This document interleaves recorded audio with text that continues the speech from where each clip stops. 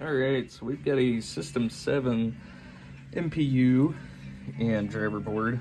We've actually got the full set here. I've got the power supply and the soundboard as well.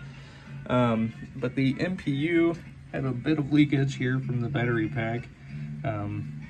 Seems like 90% of boards nowadays have at least some bit of alkaline on them anymore. Anyways, we replaced all of the round pin headers that were on the board prior with square pin headers. Replaced the 100 UF input filter capacitor. Replaced the NVRAM, or I'm sorry, the SRAM with NVRAM. And let me turn this down. Alright, sorry. So we replaced the SRAM with NVRAM.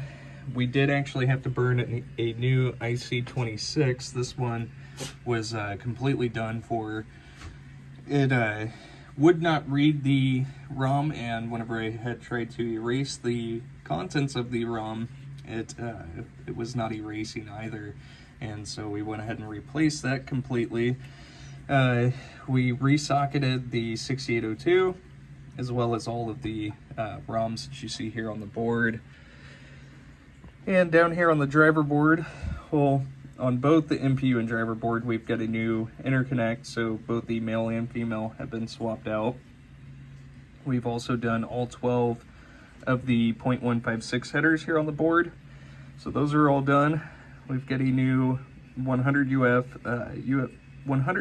input filter capacitor here for the driver board, which filters out the voltage that comes in through the bottom plug here on the driver board.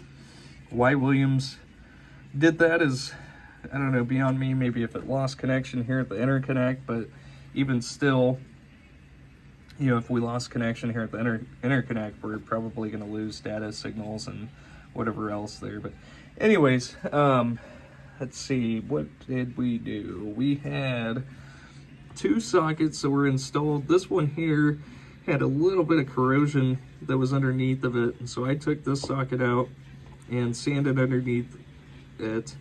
This one here was a SIP socket that was installed, and so I don't remember, I think while I was taking this one out, I was like, I'm just going to replace this one with a standard socket like it should be.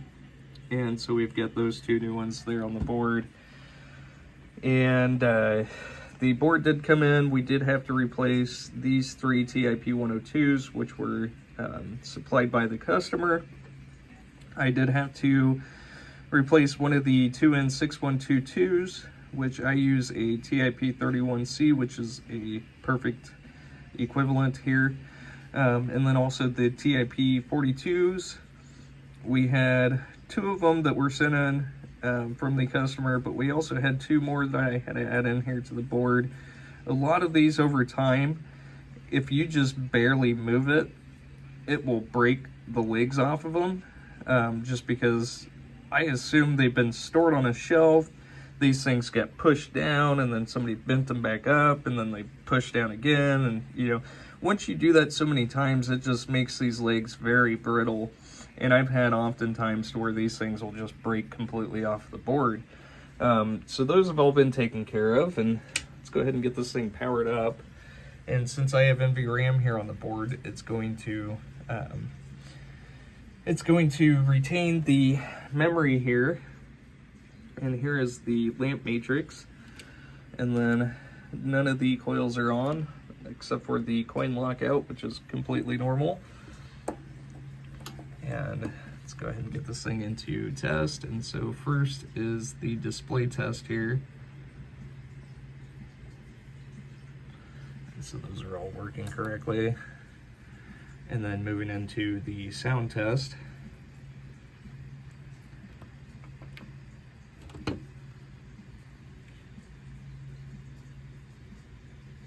And all 7 of the sound outputs are working correctly. And lamp test. And we'll move over into the solenoid test here.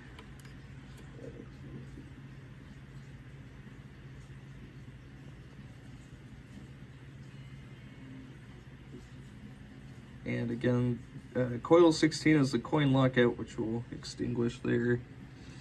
And then into the special solenoids. And so those were all computer controlled, and they are also switch driven as well, and all working correctly. And last test here is switch test.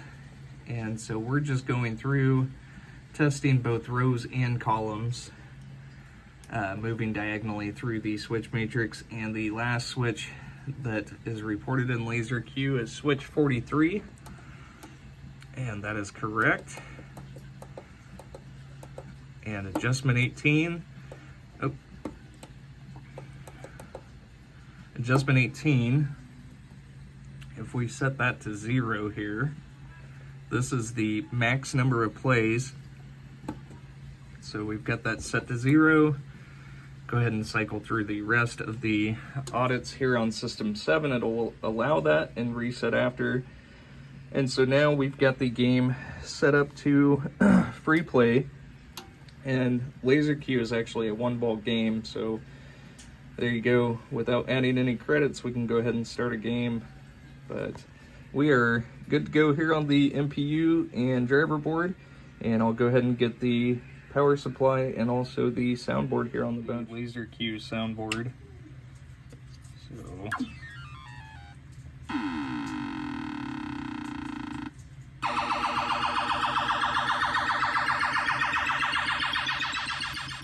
these are all the solenoid triggered inputs that I'm activating here with the switch.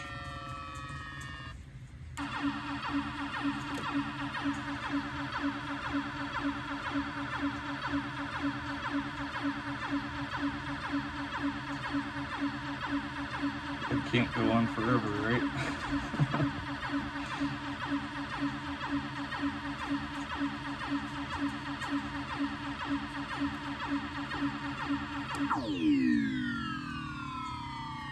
Alright, so all the sounds are working.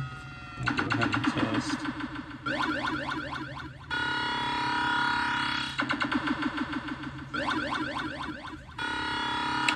And laser Q power supply here. We have went ahead and redid the excuse me, the GI connection here.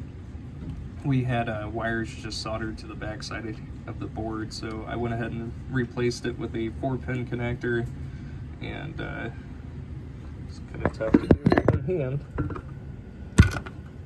But what I'm going to do is I'm going to send this part and also the, what is it, the male side, or no, the female side, the female pins. And so basically you just wire this up to your wires that are coming off of the playfield GI, and it'll plug directly into your new connector there. But I did replace the 47 UF capacitor, the 100 UF. We had a 1000 here, and then a 100 UF and 100 volt. So the 18,000 volt or 18,000 UF capacitor that was alongside there, I've installed a 15,000 snap cap in place and ran a wire on the back side, which is firmly in place. It's a solid core wire. And then also a 330 UF capacitor up here. So all of the 0.156 headers here on this board have been replaced as well. Williams used those terrible round pin headers all the way up until system 11. So anything system 3 through 7, or I'm sorry, 3 through 9, all gets new headers there. Let's actually switch that to voltage. That's no voltage there. And then we've got our negative, our positive, and then skip, and our 5 volts there. And trying to find these pins here. So the negative 12, the positive 12, and the 5 volts. Then another 12 volts, and then a string of 5 here.